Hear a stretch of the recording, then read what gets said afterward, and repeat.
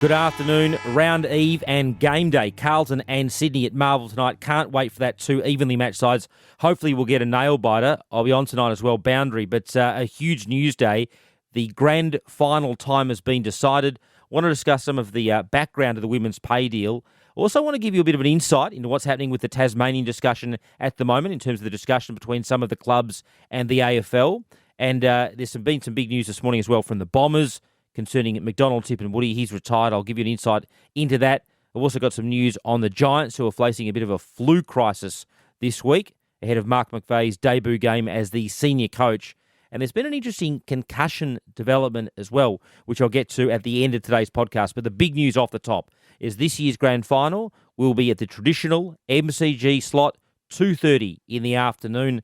The AFL announcing that this morning. It's in keeping with the traditions of the game. I've interviewed Gil McLachlan on this. Doorstopped him this morning. I'll have that interview on 7 News tonight. But the crux of the decision is that in an era of a lot of change for fans, we've had COVID, all sorts of issues, the AFL wants to, at least this year, stick with one of the great traditions of the game and has opted against the twilight slot, which I've gone into great detail on this podcast about why that would have been perhaps more commercial to go with twilight. But they've opted with the fans in this instance. I think this will be a hugely popular decision with a lot of fans, which is where the AFL's obviously read the room. I think they'll try and incorporate the twilight fixture for the grand final perhaps into the next rights deal. I know previously Gil McLachlan negotiated to try and, get some extra money for that spot. So perhaps that was a feature of these negotiations this time. Does it cost the broadcasters money at a time when the AFL will ask the broadcasters to pay a record amount of money for the game going forward? Look, I can't comment for 7, but I think this year's ads will sell well either way, whether it's at 2:30 or 4. You do get some incremental audience increase at 4 o'clock, but I think the grand final will sell well either way. And clearly it's the AFL's decision. It's their job to make the game as good as it possibly can be. And in this instance, they've decided to stick with the popular view this year and stick with tradition at 2:30. It was a surprise, but that was the Commission and Gil McLachlan's decision this week. A landmark women's pay deal announced yesterday by the AFL, a flag that's on the podcast that had been sort of widely reported. The crux of it was that the women have got a 96% on average pay increase. It's a huge investment from the game into the future of AFLW. It's been widely supported by the women as life-changing, according to Paul Marsh when he spoke, the head of the Players Association. Yes, I think Darcy Vescio reflected the same sentiments on social media. It means that the lowest band of players will get almost $40,000 for the season. That aligns roughly per hour for the rookie male, so there's some synergy there in terms of the two deals and fairness in that respect and equity in that respect, which I think is a really positive, well, the whole story is positive, but that's a positive aspect to the women's pay deal. It's interesting, it's a huge investment by the AFL. Seasons 1 to 6, I'm told, AFLW have cost the AFL, and they've invested about $55 million.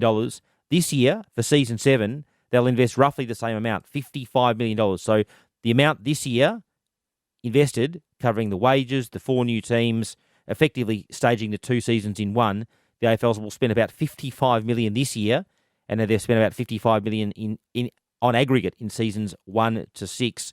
In terms of the source of the money, the AFL told me, yes, I asked Gil McLachlan, he's absolutely adamant that there'll be still money for the men, for the clubs, for the coaches through the soft cap, and also through community umpiring, community initiatives, and Tasmania, if it gets up, there's still enough money in the AFL's kitty to cover all those things, even in light of the AFLW increase, which is about the total wage bill for AFLW for the coming season will be about $25.6 million, which is up about 150% on the most recent season. So it really is a landmark deal for the AFLW that the AFL and Gil McLachlan in particular insists is all costed. An interesting one, which I did hear yesterday in terms of the source of the money, was remember the men through their deal have earned on the revenue upside 28%. Well, they get 28% of the upside, which was $55 million over the past sort of 3 or 4 years. So the AFL still has a significant portion of that revenue upside themselves. And I think in this instance, they've got a lot of people lining up for the money, but clearly are prepared to invest heavily and back AFLW, which I think is widely seen as fantastic. That was a big announcement yesterday. The Tasmanian decision, which will come up in August to the clubs, is at a critical juncture. In the background, there is some club resistance on financial concerns to issuing a 19th licence. That's an additional licence for the competition at a time when there's big demands on the AFL. The Gold Coast and GWS are costing a lot of money. A lot of prominent clubs, a number of them, are concerned about the financial viability of a 19th licence. Not anti-Tasmania, but just the financial viability of a 19th licence.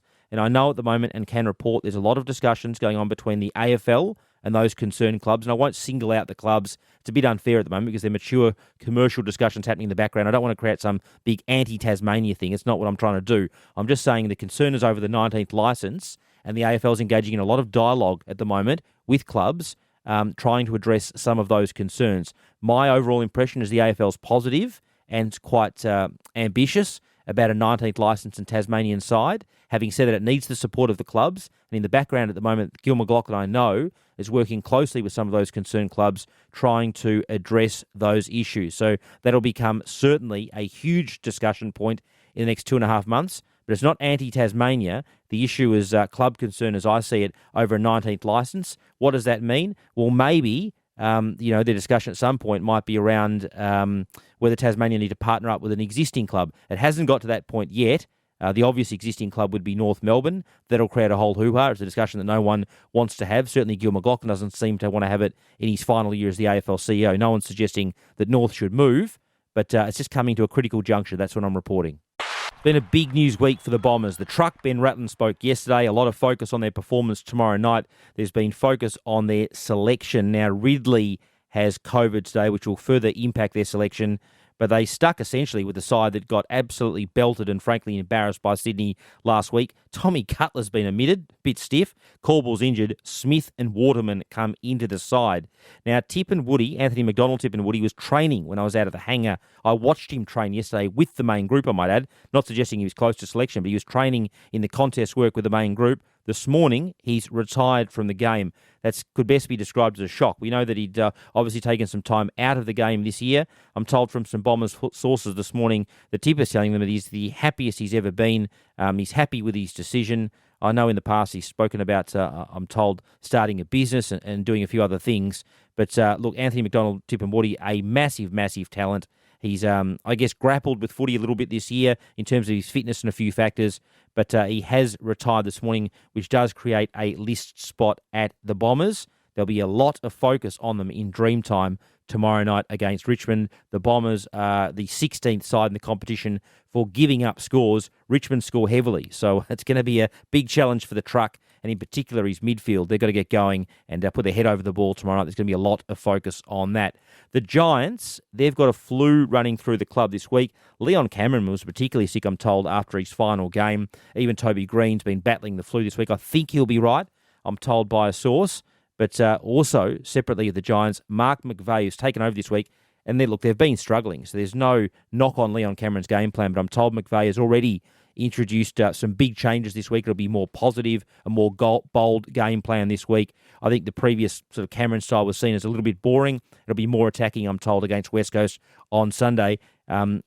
McVeigh's already changed, some schedules of the players out there and also realigned some team values as well. So he's got in there and had a big crack this week. It's unclear at this stage whether Hurdy will start his assistant coach responsibilities on Sunday. Look, I think he will. I know the Bombers have got a VFL game tomorrow, so he might want to go and watch his son play in that. But it's just timing in terms of when he got back from London. But he will take up that role very soon, possibly as soon as Sunday. And I'll just leave you with one on concussion. I'll give you a bit of insight into what's going on there. Peter Gordon at the moment, the former Bulldogs president, is acting on behalf of the AFL looking at the viability of a concussion fund. That might be designed to, or would be designed to avoid litigation in the future where players concerned about concussion could access some money and the likes. That's a whole Pandora's box. How big is it? How small is it? How do you admit liability? How do you access that fund? How do you prove it? There's a whole bunch of issues there that he's working through in conjunction with experts. But the AFL is looking at whether Gordon's work could be incorporated into the new men's CBA deal. Perhaps there could be some money allocated specifically for that. The background discussion is that Peter Jess, the concussion advocate, is posing a serious discussion to the AFL and interested parties about having a separate past players, not association, but body, administered separately to look at past players' wellness which would include concussion, and perhaps you could get, well, he's proposing specific funding for that. So that's what's going on in the background. There's discussion about a separate past player's body, and there's also discussion about Peter Gordon's work, which hasn't been finalised yet. It's got to go to the commission and get costed and all sorts of stuff. But there's discussion in the background about that concussion fund being incorporated as part of the new collective bargaining agreement. An interesting one. It's going to be a massive weekend of football. There's going to be some huge storylines this weekend. Carlton and Sydney tonight, they're talking about two potential top 4 or top 6 sides there. Geelong and Port Adelaide, another beauty tomorrow at GMHBA, 1:45 Saturday afternoon. The Bulldogs and Gold Coast will be focused. If the Gold Coast can beat the Bulldogs, that seriously starts to shore up Stuart Dew's coaching plans beyond this year. The Bulldogs need to keep winning clearly. North Melbourne and Melbourne, I'm worried about David Noble. I'm worried about North Melbourne, just in terms of their lack of visibility. They've become almost a little bit irrelevant, quite frankly, recently. I know some of their supporters are worried about as much, that they're facing a potential belting from Melbourne. So it'll be interesting to see how they go at Marvel tomorrow afternoon. St Kilda, if they can knock off the Crows and just keep winning, it just shores up Brett Ratton's position at St Kilda. I think everyone wants Brett Ratton to get a contract extension. Having said that, it's hard to believe that Clarko wouldn't be looking at some of these lists that are close to the top. And, I'm not saying Clarko's going to cut someone out of a job, but, St Kilda need to keep winning as far as Ratton's contract is concerned. Massive tomorrow night, Richmond and Essendon at the MCG.